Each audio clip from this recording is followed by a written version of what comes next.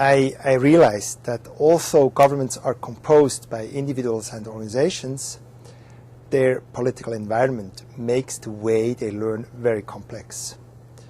That's the reason why we call the book the black box of governmental learning, because it is not fully clear how and where governments learn.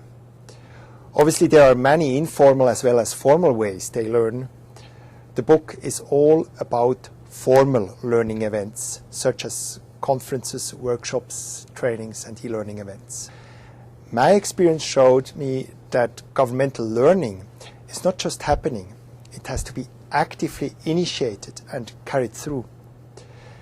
At the beginning, I started to apply simple pedagogical concepts to organize such learning events.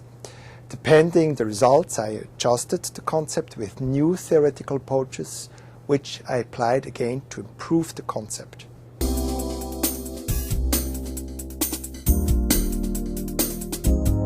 According to our concept, governmental learning event has to be composed by at least 4 basic steps.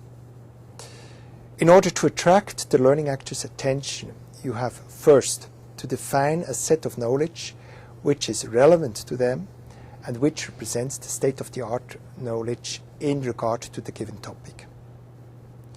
Second, the event structure have to give the participants sufficient space so they have time to reflect their experiences in the light of the knowledge to be learned. They are expected to think about where their political reality overlaps or differs with the given knowledge. In a third phase, they are expected to share these self-reflections with the others in order to search for new patterns and overlaps between the different practices. In this step, it is very possible that the original state-of-the-art knowledge may be modified and updated with these real-time and practice-oriented reflections. And last, this new developed generic knowledge has to be transformed by the participants so it fits their situational needs. This is usually done in concrete action plans which are designed at the end of a particular learning process. The new developed knowledge in such an event represents the basis of the next spin of the learning spiral. I'm interested in the learning spiral and governmental learning because I want to find better ways of how to move from knowledge to action. Here at IEG we have a lot of evaluative knowledge and findings on what works and what doesn't all over the world, and I see the learning spiral as a helpful tool to bring together the stakeholders and find solutions together with them on how to improve things in their situation. That's actually a key question. Usually when somebody returns from a workshop or a training, they come back with a lot of new great ideas.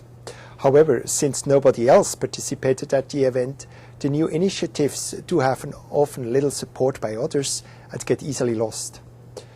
In order to prevent this, the learning actors have to be carefully selected so that all relevant governmental as well as non-governmental stakeholders are represented at the event. I emphasize the non-governmental actors because in today's political reality, civil society organizations such as the medias, lobby organizations, political parties and so on are heavily involved in the governmental decision-making process. Only if all these different stakeholders are equally engaged in the learning event, they will be able to build up a strong enough political power structure which allows the implementation of the new learned knowledge.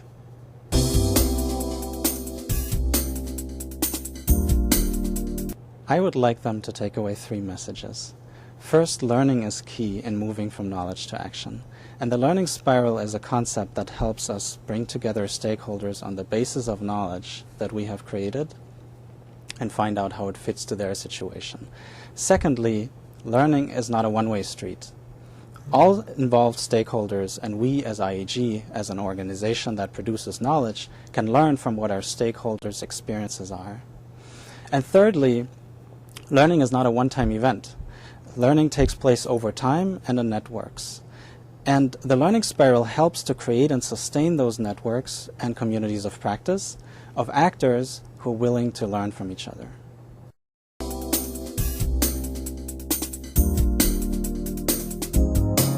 I think there were several factors that contributed to the success of the workshop. The first and most important factor was the scope of the workshop. A second one was the collaboration between the Africa region, the network in the center, and IEG. From the very beginning, every single step we took was in consultation with managers and staff from that region. We designed the workshop in consultation with them. And I think this was particularly important because they are the people who will carry forward any of the actions that have resulted from the workshop. So that ownership and that commitment by operational staff was extremely important in IEG making the workshop much more effective. The third was the nature of the participants. These were very selected very carefully to ensure that there were key government policy makers, to ensure that a variety of views were represented at the workshop, including from NGOs, from civil society, from people who were influential within their own countries in inciting or in instigating public sector reform. So that was the third thing. And the most important thing was this use of this learning spiral. Raoul, Blindenbacher and another facilitator were with us throughout, from the very beginning, helping us to structure the workshop to maximize learning. And I think one of the things that most of the client representatives commented on was that this was a workshop where they actually learnt a lot of knowledge on areas that are of practical importance to them.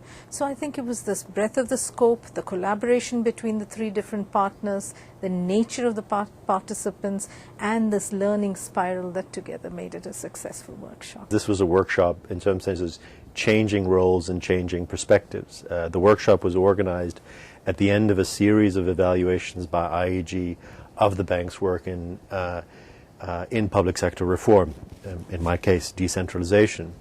And I think the very constructive thing about the workshop was that, unlike it being a standard workshop where IEG in some senses presented its findings to a large audience of counterparts, or we presented our defense or response of that evaluation to that broader audience, this was about a workshop of a series of practitioners, government officials, a diverse set, reflecting as much on this evaluation and the types that they were seeing in terms of engaging in the bank and amongst themselves. And I think that was an incredibly valuable part of the process, and a sort of changing of perspective from the more standard types of workshops of this kind.